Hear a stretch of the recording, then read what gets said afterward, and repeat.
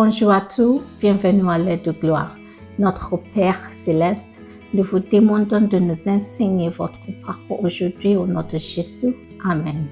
Nous examinerons le sujet obstacle à la paix conjugale. Plusieurs raisons sont responsables des mariages retardés parmi les célibataires éligibles. Et certaines de ces raisons, nous allons développer dans cet enseignement aujourd'hui. Numéro 1, soit la plupart des célibataires ne savent pas qu'ils sont en partie responsables de retard dans le mariage qu'ils prévoient. Comment? Certains d'entre eux n'ont pas le bon état d'esprit. Ils pensent qu'ils sont vieux, d'autres pensent qu'ils ne sont pas assez beaux ou ils n'ont rien à bon à offrir.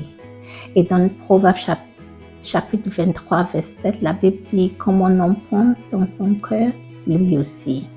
Personne ne voudra se marier avec quelqu'un qui est vieux ou n'aura rien à bon à offrir. Deuxièmement, vous avez des célibataires ou il y a des femmes célibataires éligibles qui sont paresseux et improductives. Aucune sœur ne voudra avoir qu'un mari. Certaines sœurs célibataires sont autoritaires et agressives. Elles sont juste des attributs virils. Chaque homme ne sera naturellement attiré par une femme avec des attributs féminins, des qualités féminines.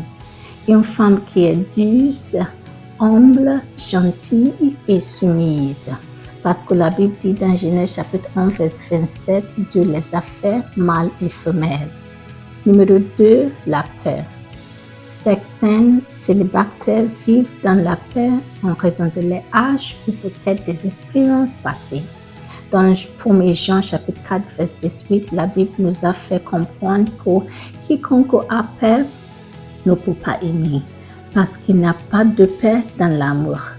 Si vous vivez dans la peur, il vous sera difficile d'aimer sincèrement une autre personne. Et cette peur pourrait aussi être due aux antécédents familiaux. Peut-être ils ont une tante qui s'aimerait tard ou n'est pas toujours pas mariée en ce moment. Ils auront peur que peut-être mon cas sera comme celui de ma tante. Une fois que vous avez une telle peur à l'intérieur de vous, vous risquez de souffrir des choses dont vous avez peur. La Bible dit dans Job chapitre 3, verset 25, que la chose que je crains beaucoup vient sur moi. Donc la peur peut limiter ou retarder votre mariage. Et l'antidote de la peur est la foi. Ayez foi en Dieu, que si d'autres se sont mariés, vous serez le prochain. Numéro 3, offense. La troisième raison pour laquelle les célibataires subissent un retard dans les mariages est offense. Dans Luc chapitre 17, verset 1, la Bible dit que c'est impossible mais que les offenses viendront. Et dans notre relation avec les autres, l'offense est inévitable parce que nous sommes des personnes différentes et nous avons une conception différente de la vie. L'offense est donc inévitable. Et chaque fois que vous entretenez une offense ou une amertume dans votre cœur contre un autre, vous dirigez en vous arrêtant. C'est comme un obstacle à votre avancement et à votre progrès dans la vie. Et dans Psaume chapitre 66, verset 18, la Bible dit « Si je considère l'iniquité dans mon cœur, le Seigneur ne m'entendra pas. » Si vous avez de l'amertume et de l'offense dans votre cœur envers quelqu'un pour une raison quelconque, vous empêchez Dieu de vous entendre. Même lorsque vous priez et vous demandez à Dieu de vous régler maritalement, à cause de l'offense en vous, il se peut que Dieu ne vous entende pas. Lâchez prise pour que vous puissiez avancer dans la vie. Numéro 4, temps et saison. Dans Ecclésiaste chapitre 3, verset 1, la Bible dit « À tout il y a un temps et un temps pour chaque jour sur le ciel. Pour chaque individu dans la vie, il y a une saison où vous ferez espérance de la porte ouverte, de la faveur et de l'établissement marital.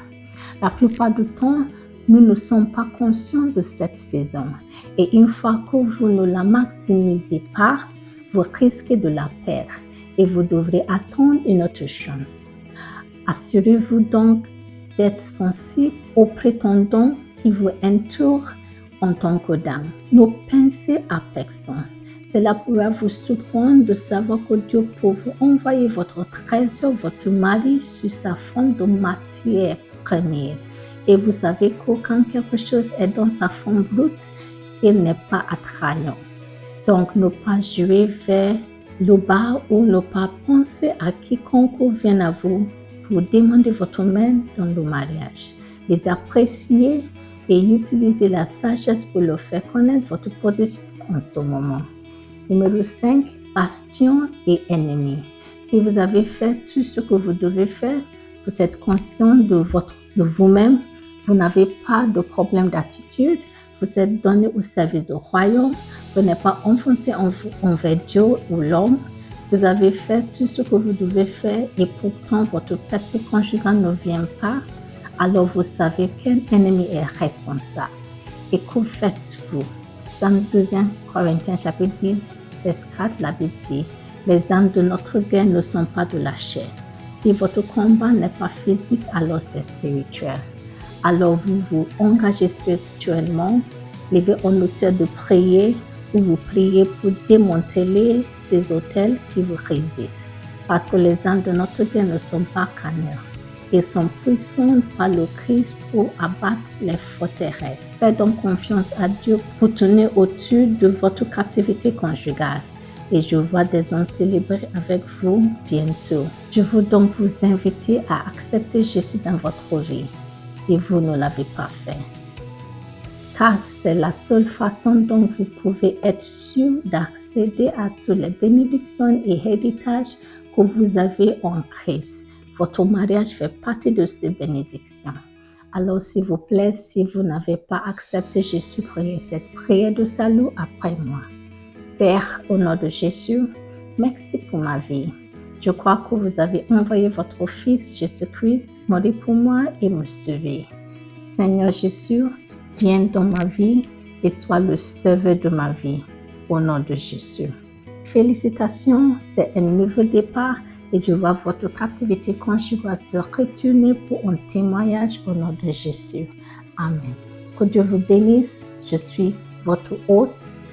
Peace au-dessus de vous.